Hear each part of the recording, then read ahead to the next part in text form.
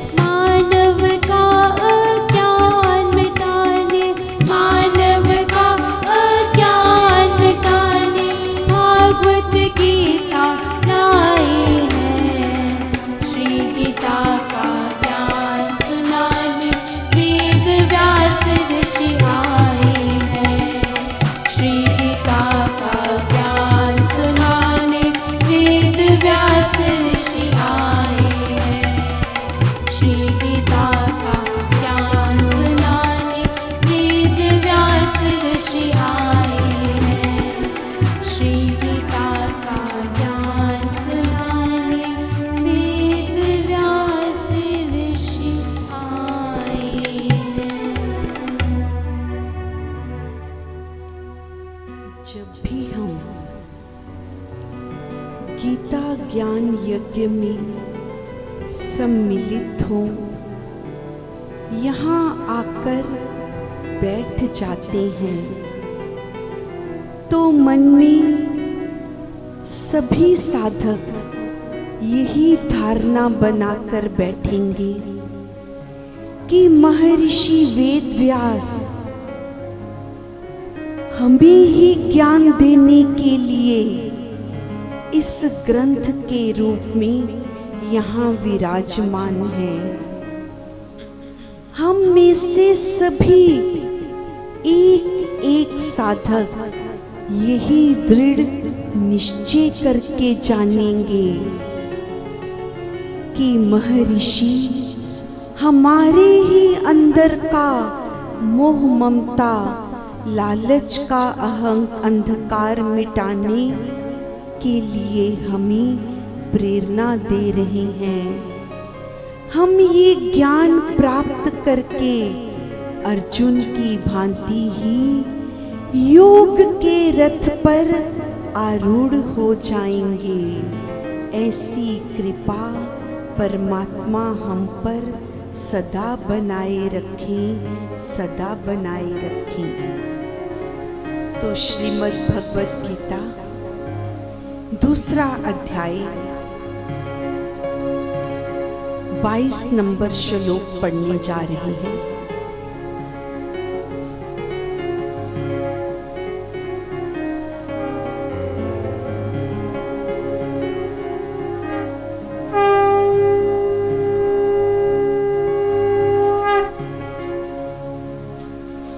आत्मा की अमरता तथा नित्यता मानकर भी यह विचार बना रह सकता है कि आत्मा देह के वियोग से और अन्य देह के ना मिलने से दुखी होता होगा। इस पर भगवान ने कहा, जैसे मनुष्य अपने पुराने जीर्ण वस्त्रों को छोड़कर उतारकर दूसरे नए कपड़े पहन लेता है, वस्त्र बदलने में कुछ भी कष्ट नहीं मानता, इसी प्रकार देहवान आत्मा रहने के अयोग्य जीर्ण शरीरों को त्याग कर कर्म अनुसार और प्रभु प्रेरणा से दूसरे नवीन शरीरों में चला जाता है। देह के परिवर्तन में आत्मा को कोई भी क्लेश नहीं होता। आत्मा का देह को बदलना वस्त्र बदलने के सदृश ही है। जैसे एक ही मनुष्य एक कमरे से दूसरे कमरे में चले जाने से, एक ग्राम से दूसरे ग्राम में जा रहने से मरा हुआ नहीं माना जाता, ऐसे ही देहों के मकान तथा स्थान बदल लेने से आत्मा भी अमर ही रहता है। जैसे बिजली के ज्वलंत बत्ती पर चढ़े हुए लट्टू के बदलने व टूटने पर बिजली की धारा का नाश नहीं होता, इसी प्रकार देह के परिवर्तन पर आत्मसत्ता की नित्यता नष्ट नहीं होती। पेज नंबर 51 श्लोक 29। मोह ममता और माया में फंसे हुए मनुष्य प्राय शरीर से पृथक आत्मा नहीं समझते। वे देह को ही सर्वस्व मान बैठते हैं। उनमें सदा देहवाद की कथा चलती रहती है। ऐसा विवेकी कोई ही होता है जो इस आत्मा को आश्चर्य रूप जानता है। ऐसे ही दूसरा भी कोई ही इस आत्मा को आश्चर्य रूप वर्णन करता है। अन्य भी कोई ही होता है जो इस आत्मा को आश्चर्य रूप सुनता है, और कोई ऐसा मंदभाग्य भी होता है जो इसको सुनकर भी नहीं जानता। जन्म जन्मांतरों से जो प्राणी इंद्रियों में, शरीरों में, प्राणों में, मन में तथा बुद्धि में ही आत्म भावना करते आए हैं, उनमें कोई पुण्यवान ही अद्भुत आत्म तत्व को जानता है। वह उत्तम पुरुष भी विरला ही होता है जो श्रोताओं के सम्मुख आत्मा के अद्भुत रूप का वर्णन करता है। सत्संग में आश्चर्य रूप आत्मा का वर्णन सुनना भी किसी पुण्य कर्मी का ही काम है। हे अर्जुन, यह देहधारी आत्मा सब देह में सब शरीरों में नित्य अवध्य है। यह किसी भी शरीर में रहता हुआ किसी से मारे नहीं मरता।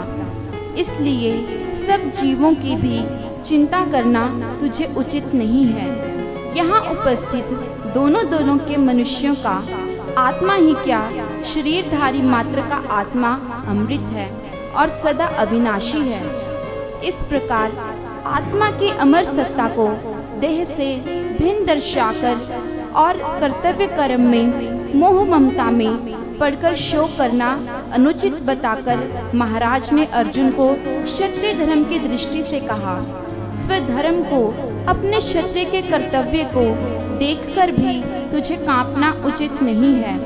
रक्षा का कर्तव्य धारण करने वाले क्षत्रिय को अधीर हो जाना, भय खाकर भागना, कांपना और शोक करना अनुचित ही है।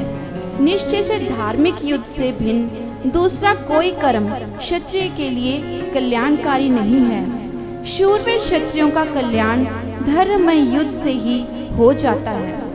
धर्ममय युद्ध वही है जो पर पक्ष के अन्याय से, अत्याचार से अपने आप गले आ पड़ा हो, अपनी ओर से, जिसमें द्वेष से, वैर से, ईर्ष्या से और लोभ से छेड़छाड़ ना की गई हो, और जो केवल अपने स्वाभाविक अधिकार अर्थ तथा जन समाज के हित के लिए किया जाए। जय श्री राम। एक ऐसा प्रश्न जो प्राय सभी के मन में, जीवन में कई बार उठता है। जब ये आत्मा शरीर को छोड़कर जाती है, क्या उसे कष्ट होता है? इसी का उत्तर यहाँ प्रभु कृष्ण अर्जुन को दे रहे हैं। जब ये आत्मा शरीर को छोड़कर जाती है तो उसकी क्या अवस्था होती है? जैसे मनुष्य अपने पुराने वस्त्रों को उतारकर दूसरे नए वस्त्र पहन लेता है, वस्त्र बदलने में कोई भी शरीर को कष्ट नहीं होता। ऐसे ही आत्मा जब पुराने शरीर को, जिस शरीर में वो कई वर्षों से, जब से मनुष्य नया शरीर धारण करता है और मरण के समय तक, इतनी लंबी अवधि तक, जब वो शरीर जीर्ण क्षीण हो जाता है, जर्जर हो जाता है, पुराना हो जाता है, तो उसे ऐसे छोड़कर नए शरीर को धारण कर लेती है। उसमें उसे कुछ भी कष्ट का अनुभव नहीं होता। जैसे आप घर के एक कमरे से दूसरे कमरे में जाते हैं, जैसे एक गांव से दूसरे गांव में जाते हैं, इसी प्रकार आत्मा भी केवल शरीर बदलती है। इसमें उसका कोई कष्ट का कारण नहीं होता। हाँ, एक बात अवश्य लिखी है, एक शरीर को छोड़कर जब आत्मा दूसरे शरीर में जाती है तो वो इस शरीर के जो भी कर्म हैं, कर्मा अनुसार और प्रभु प्रेरणा से, ये ईश्वर पर है कि वो किस नए शरीर में जाने वाली है या कौन सा नया शरीर उसे मिलता है। केवल वो अपने जो पुराने शरीर में रहते हुए कर्म हुए हैं उस प्राणी से, उन कर्मों को लेकर नए शरीर को धारण कर लेती है। इसमें उसका कोई अन्यथा और कोई भी विचार या कष्ट नहीं होता। एक और उदाहरण दे रहे हैं। जैसे घर में बिजली के कितने उपकरण लगे हैं, पंखा है, बल्ब है, ट्यूब है और भी कितने सारे उपकरण बिजली के चलते हैं। यदि एक उपकरण खराब हो जाए, कोई बल्ब या ट्यूब खराब हो जाती है, तो उससे जो बिजली है उसका तो कुछ भी लेन देन नहीं है। वो तो वैसे ही पीछे से उसकी शक्ति आ रही है।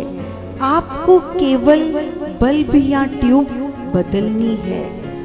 इसी तरह आत्मा का इससे कोई लेन देन नहीं है। यदि एक स्थान उसका रहने का जर्जर हो गया, जीर्ण क्षीण हो गया, तो वो उसे छोड़कर नया रूप में प्रवेश कर जाती है। ये है 22 नंबर श्लोक की व्याख्या। आगे महर्षि क्या समझा रहे हैं? ये जो धरती पर रहने वाले मानव हैं, ये सभी मोह ममता माया में अपने शरीर में ही इस प्रकार अपनी बुद्धि और मन को जीवन से लेकर मृत्यु तक इसी में फंसे रहते हैं। आत्मा का तो विचार कभी आ ही नहीं पाता। हम अपने इर्द गिर्द ही देखें, कितने ऐसे जन आप देखते हैं, जन्म से लेकर मृत्यु तक केवल मैं देह रूप हूं, मुझे इस शरीर को सजाना है, मुझे इसको संवारना है, मेरे शरीर को गर्मी सर्दी लगती है, मेरा शरीर अस्वस्थ हो रहा है। केवल ये शरीर ही, इसी का ध्यान सदा चलता रहता है। मुझे ऐसे दिखना है, मुझे ऐसा करना है। कोई विरला जो इस आत्मा के बारे में सोच पाता है, जो इस आत्मा का अनुभव करता है। कोई विरला जो सत्संग में आ गया, जो संतों की शरण आ गया, जो सिमरन में डूब गया, जो ध्यान में चला गया, केवल वही विरले पुरुष। ऐसा कोई विरला, कोई विवेकी ही होता है जो इस आत्मा को आश्चर्य रूप जानता है। दूसरा भी कोई ही जो इस आत्मा का वर्णन करता है। अन्य भी कोई ही होता है जो इस आत्मा को आश्चर्य रूप सुनता है। अन्यथा तो सभी ऐसे ही मंदभागी जो अपने जीवन को केवल देह रूप मानकर उसी में मृत्यु पर्यंत चलते रहते हैं। जन्म जन्मांतरों से जो प्राणी इंद्रियों में, शरीरों में, बुद्धि में आत्म भावना करते आए हैं, उनमें कोई ही पुण्यवान आत्म तत्व को जानता है। ये हमें मनन करना है कि क्या हम, देखिए, हम दूसरे के कर्मों के, उसकी वृत्ति के बिल्कुल भी उत्तरदायी नहीं है। दूसरे को बदलने की चेष्टा करने की बजाय हम केवल अपने पर अपना ध्यान केंद्रित करें, क्योंकि जब हम सभी अपने आत्म कल्याण के लिए चेष्टा करने लगेंगे, अपनी आत्मा की उन्नति में लग जाएंगे, तो ऐसा जानो जब सभी अपनी आत्म उन्नति करेंगे तो ये समाज अपने आप ही उन्नत हो जाएगा। तो अपने सिमरन पर, अपने ध्यान पर हमें विचार मनन करना है। यही हमें संत महात्मा ये ग्रंथ समझाने में लगे हैं।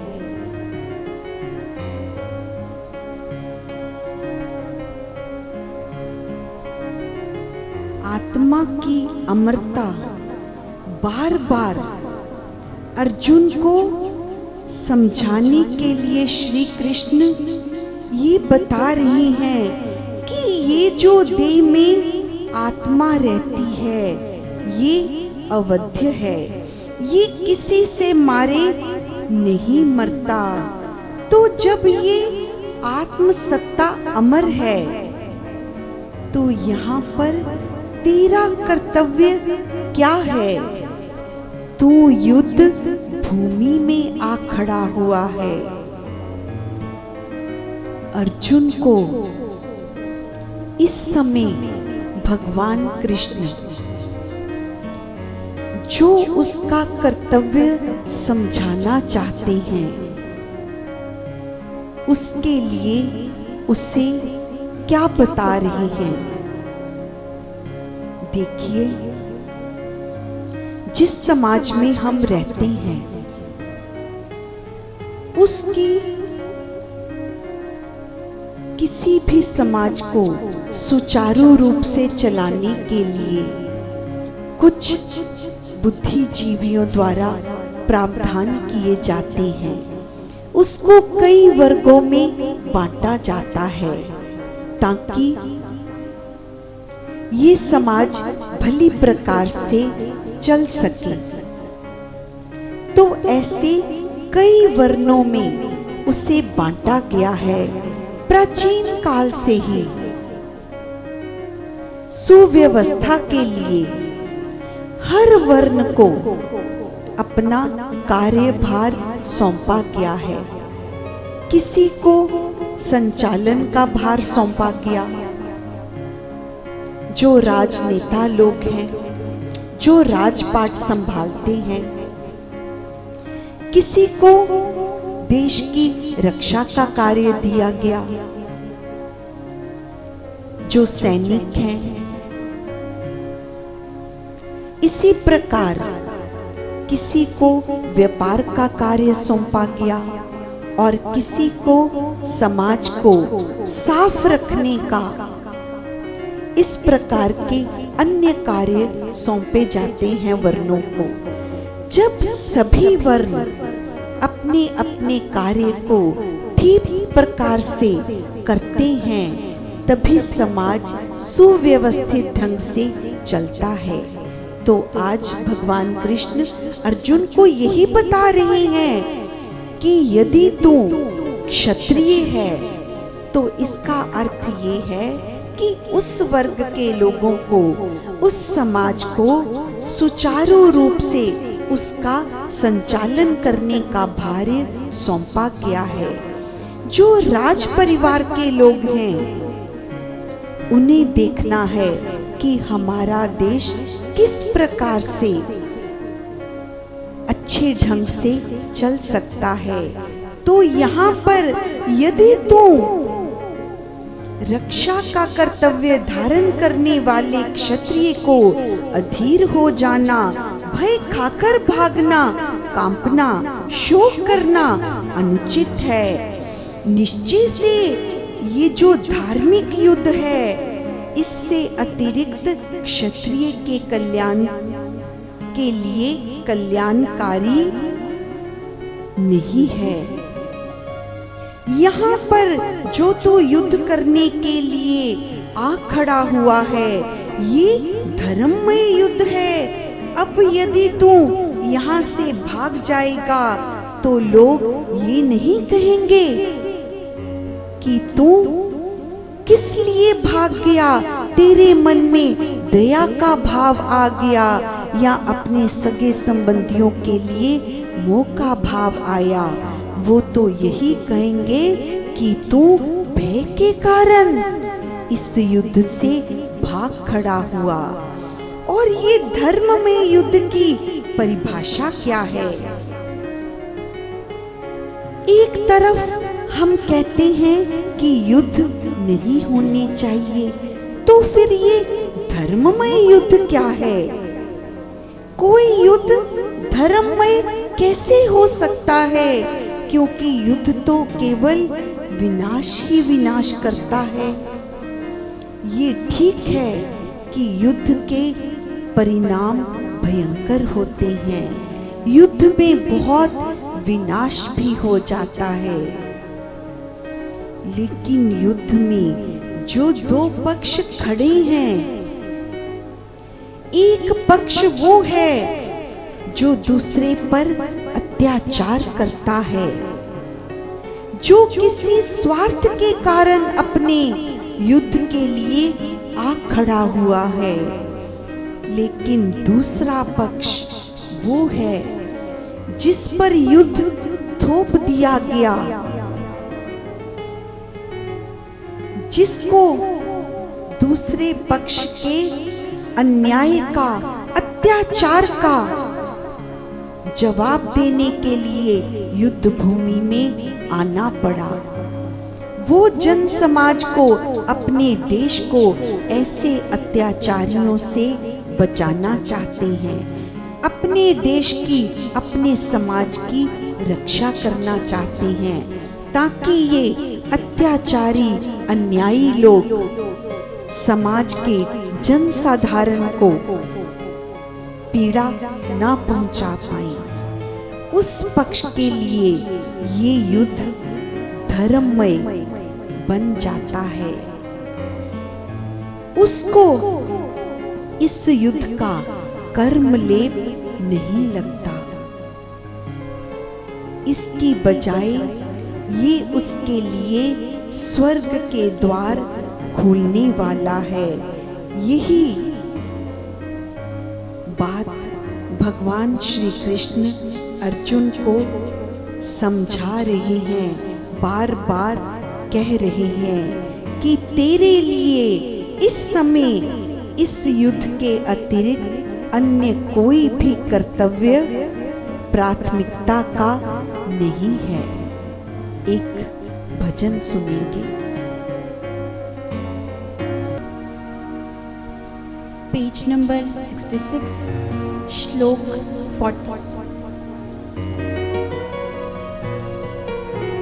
40 नंबर श्लोक 66 पेज नंबर। शुभ कर्म का अल्प मात्र संस्कार भी कालांतर में आत्मा को जन्म मरण से बचा लेने का कारण हो जाता है। भक्ति धर्म का सूक्ष्मतर बीज भी यदि अंतःकरण के क्षेत्र में बो दिया जाए तो वह अवश्य ही अंकुर ले आता है और समय पाकर एक विशाल वृक्ष बन जाता है। इससे आत्मा का निश्चित निस्तार होता है। इस कर्म योग रूप भक्ति धर्म में यही उत्तमता है। कर्म योग से, निष्काम कर्म से तथा ईश्वर भक्ति से मनुष्य का कल्याण हो जाता है। हे गुरुनंदन, ऐसे निश्चय आत्मक बुद्धि, निश्चित धारणा, सुनिश्चित निश्चय इस विषय में एक ही है। और इस निष्काम कर्म में न निश्चय रखने वालों की धारणाएं बहुत शाखाओं वाली अनंत होती हैं। युक्ति युक्त इस निष्काम कर्म में सुदृढ़ श्रद्धा रखने वालों की धारणा तो अटल होती है कि कर्म योग से ही हमारा कल्याण हो जाएगा। परंतु जो जन कर्म धर्म में विश्वास नहीं रखते, वे नाना वासनाओं में फंसे हुए अनगिनत देवों के पीछे दौड़ते हैं और अनेक स्वर्गों की प्राप्ति के उपाय करने में तत्पर बने रहते हैं। ऐसे शंकाशील अन्य कुछ नहीं है, ऐसा कहने वाले, भोग विलास की कामना वाले, स्वर्गों की प्राप्ति में तत्पर, वेदवाद में उलझे हुए पंडित लोग, जो इस जन्म मरण के फल को देने वाली भोग ऐश्वर्य के प्राप्ति के लिए किए जाने वाले कर्म कांड विशेष से बहुत भरी हुई, खिली हुई लच्छेदार वाणी को बोलते हैं। स्वर्ग सुखों के विचित्र वर्णन मनोहर भाषा में करते हैं। उन भोग ऐश्वर्य में आसक्त और उस लुभावनी भाषा से नष्ट चित्त वाले जनों की बुद्धि निश्चय आत्मक नहीं होती और ना ही उनकी बुद्धि समाधि में स्थिर होती है। Page number 71, 47। इस प्रकार सकाम कर्म का सार मर्म बताकर महाराज ने कहा, कर्म ही में कर्तव्य पालन करने में ही तेरा अधिकार है। कर्म से उत्पन्न हुए फलों में तेरा अधिकार कदाचित भी नहीं है। तू कर्मों के फलों का कारण ना बन, सकाम कर्म ना कर, और कर्म ना करने में भी, कर्म त्याग में भी तेरा संग मनोवृत्ति का झुकाव ना हो। तेरे वश की बात कर्म करना ही है। तू स्वयं ईश्वर नहीं है, इसलिए कर्मों के फलों पर तेरा अधिकार नहीं है। किस कर्म का फल कितना, किस काल हो, यह बात ईश्वर के अधीन है। इस कारण भगवत भक्त जन तो अपने कर्तव्य कर्म को श्री भगवान के चरणों में अर्पण करके फलों की चिंता से चित्त को निश्चिंत कर लिया करते हैं। तो फलों की लालसा से कर्म करना छोड़ दे। कर्तव्य पालन करते हुए पुण्य पाप के फलों के जटिल जाल में ना पड़। धर्म मार्ग में कर्तव्य कर्म करते समय नरक आदिकों के फलों की निरर्थक कल्पना करके अपने कर्म का त्याग कभी ना कर।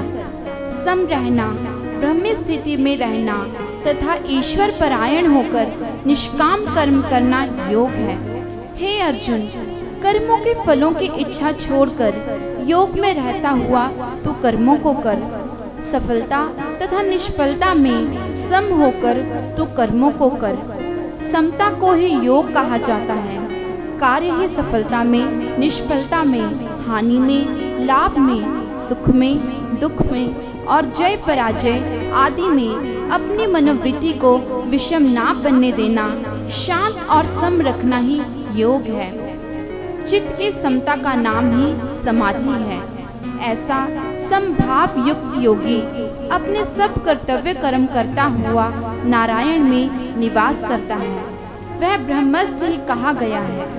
जय श्री राम। शुभ कर्म का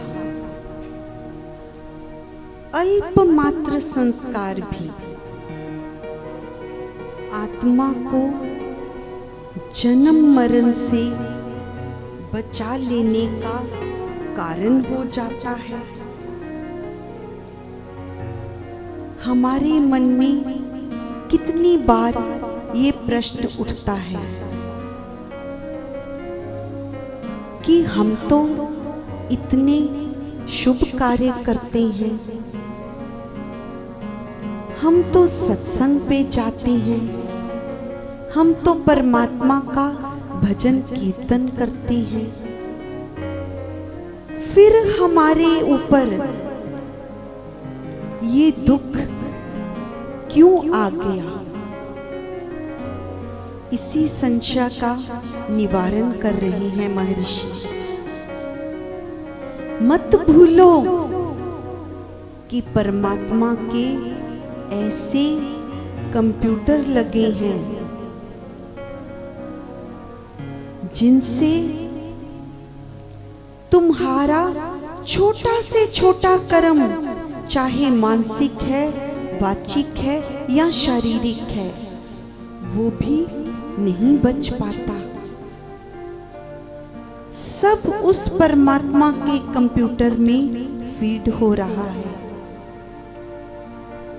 मत भूलो, वो कोई मानव की बनाई हुई मशीन नहीं है जिससे गलती हो जाएगी। वो परमात्मा की मशीनरी है, वो दिन रात चलती है, उसमें गलती का कोई भी प्रावधान नहीं है। तुम्हारा छोटा से छोटा किया गया कर्म उसमें लिखा जा रहा है। तुम चाहे करके भूल गए, पर वहां कोई भूल नहीं होती, ये निश्चय कर लो। लेकिन क्यों भूल जाते हो? अपने किए अच्छे कर्म तो गिनने लग जाते हो, लेकिन ये जो कष्ट पीड़ा आई है, ये उन कर्मों का फल नहीं है जो तुमने शुभ किए हैं। जो तुमने अशुभ कार्य किए हैं, चाहे तुम भूल गए, पर वो परमात्मा नहीं भूला। ये उसका परिणाम है। एक बात को निश्चय करके जान लो, परमात्मा कोई पक्षपात नहीं करता। जितने शुभ कर्म है उनका फल शुभ मिल रहा है, और जितने अशुभ कर्म हैं उनका फल पीड़ा के रूप में, दुख के रूप में मिल रहा है।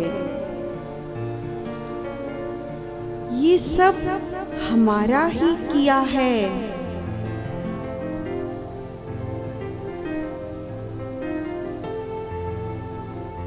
एक तरफ तो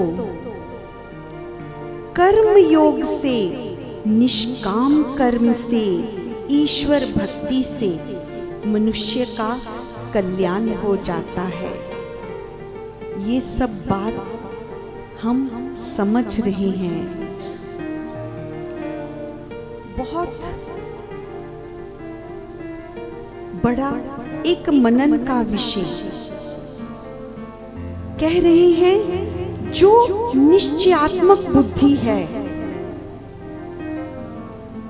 वो एक ही होती है। देखिए, ध्यान देंगे इस बात पर।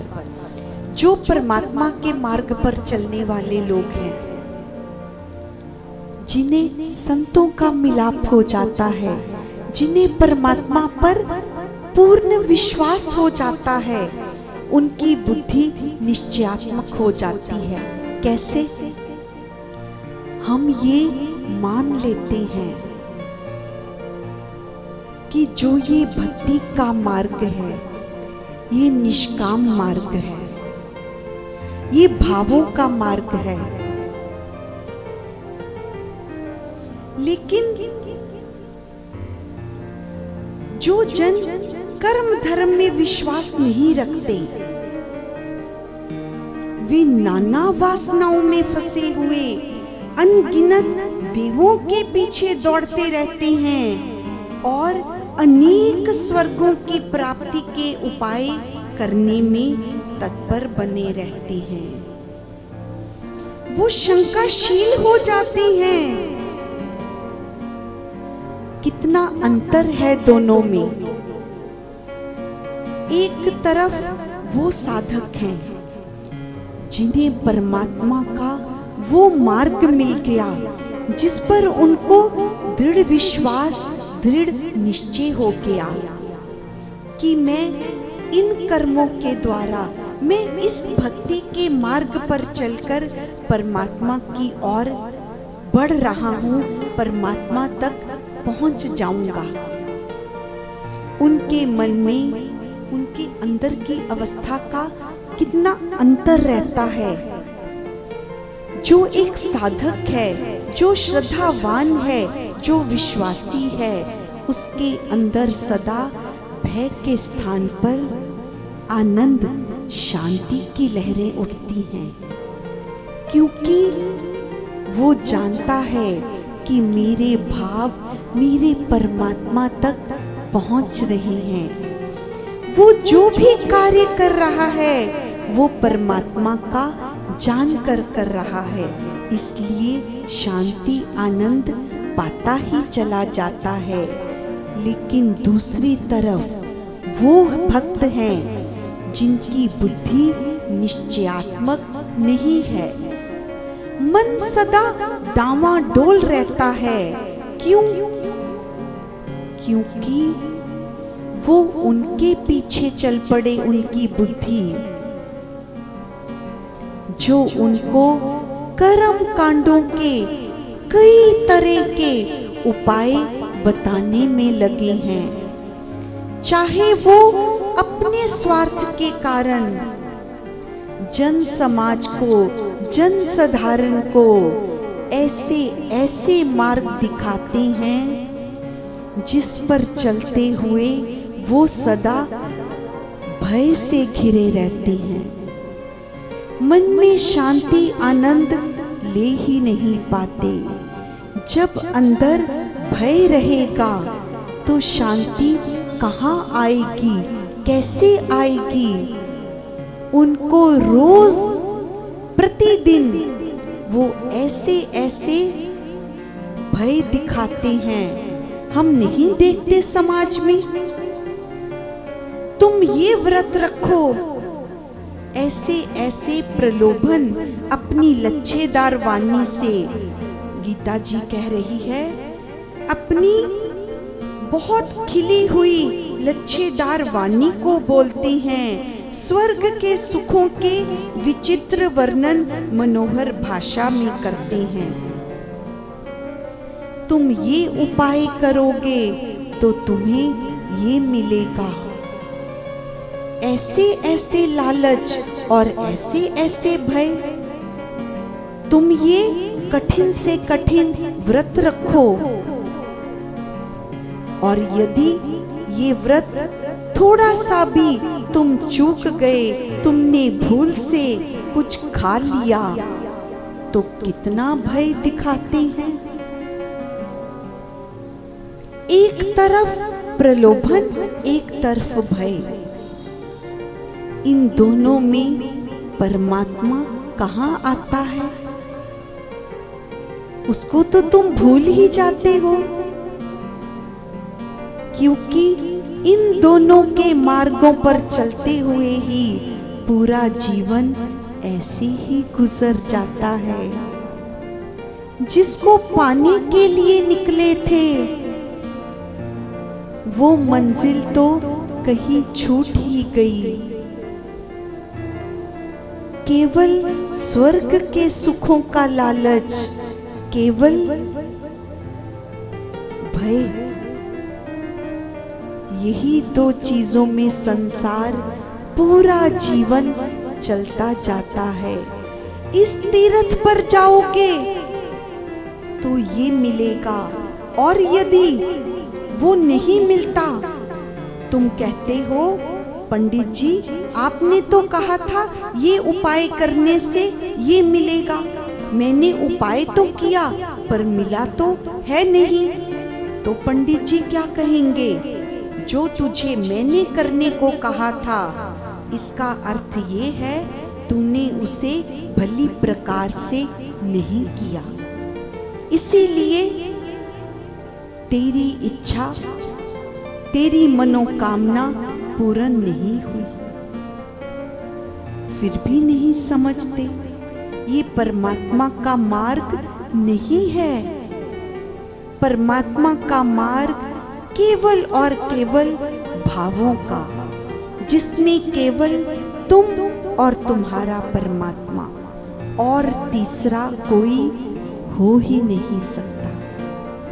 केवल तुम्हें पता हो तुम अपने भावों में परमात्मा से क्या मांगते हो, और केवल परमात्मा को पता हो कि मैंने इसे क्या देना है। तुम क्यों तीसरे को बीच में लेकर आते हो?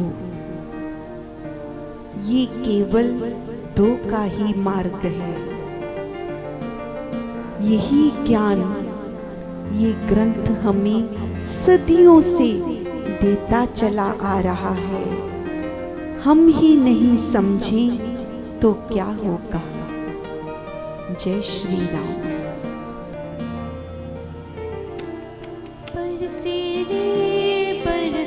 रे आनंद प्रभु का बरसे रे आनंद प्रभु का बरसे रे। पाया रे गीता ज्ञान को पाया रे। पाया रे गीता ज्ञान को पाया रे। पाया रे गीता ज्ञान को पाया रे। पाया रे गीता ज्ञान को पाया रे। बरसे रे आनंद प्रभु का बरसे रे आनंद प्रभु का बरसे रे। पाया रे आनंद शांति को पाया रे। पाया रे आनंद शांति को पाया रे। पाया रे आत्मज्ञान को पाया रे। पाया रे आत्मज्ञान को पाया रे। बरसे रे आनंद प्रभु का बरसे रे। आनंद प्रभु का बरसे रे। जाना रे आत्मा अपना जाना रे। जाना रे आत्मा अपना जाना रे। पहचाना रे अपना आप पहचाना रे। पहचाना रे अपना आप पहचाना रे। बरसे रे आनंद प्रभु का बरसे रे आनंद प्रभु का बरसे रे। पाया रे गीता ज्ञान को पाया रे। पाया रे गीता ज्ञान को पाया रे। पाया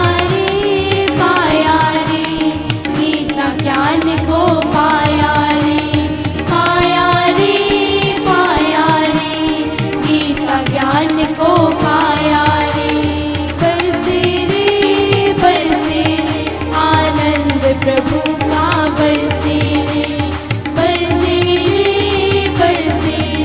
आनंद प्रभु का बरसे रे। आनंद प्रभु का बरसे।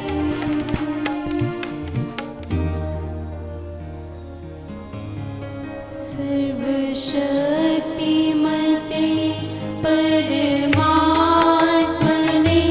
श्रीरामाय नमः। सर्वशक्तिमते परमात्मने श्रीरामाय नमः। सर्वशक्तिमते परमात्मने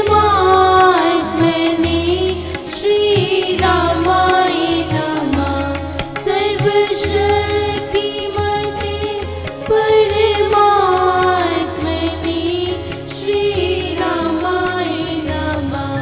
सर्वशक्तिमते परमात्मने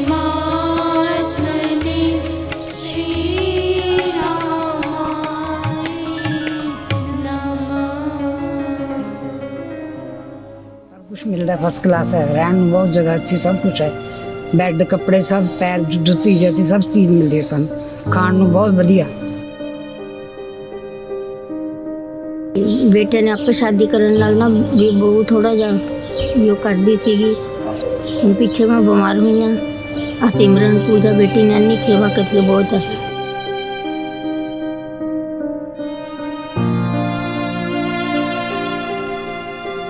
बच्चा कोई है नहीं सी, साਂਭ संभाल करने वाला कोई है नहीं सी।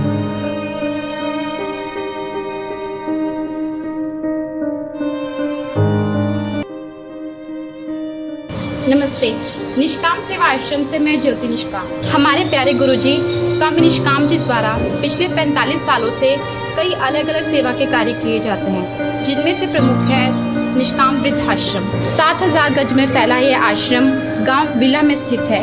यहाँ पर हर तरह की सुविधाएं उपलब्ध हैं, जैसे कि रहने के लिए हवादार कमरे, खाने के लिए डाइनिंग रूम एवं सत्संग हॉल है। स्वच्छ हवा के लिए यहाँ पर पार्क है, जहाँ पर सुबह सभी बुजुर्ग सैर करते एवं योगा करते हैं। 7000 गज में फैले इस आश्रम में गौशाला भी है, जहाँ से ताज़ा दूध इन बुजुर्गों को उपलब्ध करवाया जाता है। यहाँ पर रह रहे इन बुजुर्गों के यहाँ रहने के अलग अलग कारण हैं, जैसे कि यहाँ पर कुछ बुजुर्गों की सिर्फ बेटियाँ ही थी, अब उनके विवाह हो चुका है। अपनी सोच के अनुसार वे अब अपने बेटियों के घर में नहीं रहना चाहते।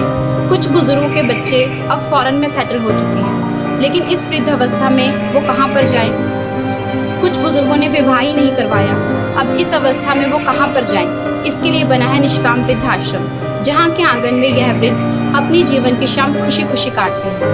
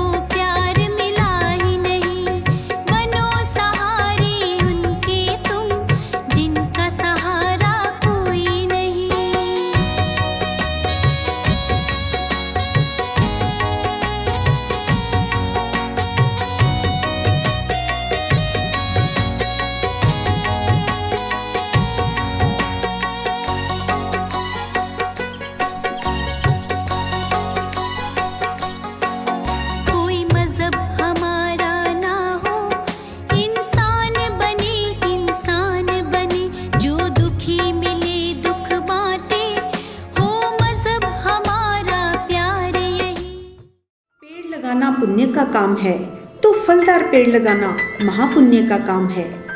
एक फलदार पेड़ कम से कम 50 वर्ष तक लाखों जीवों का पेट भरेगा। पशु पक्षी कीड़े मकोड़े भी फल खाकर अपनी भूख मिटाएंगे। आओ आज मिलकर प्रण करें, हम अपने और अपने बच्चों के जन्मदिन पर, शादी की सालगिरह पर जा चुके प्राणियों की याद में कम से कम 5 फलदार पौधे अवश्य लगाएंगे। स्वामी निष्काम जी अपने जन्मदिन पर फलदार पेड़ लगाते हुए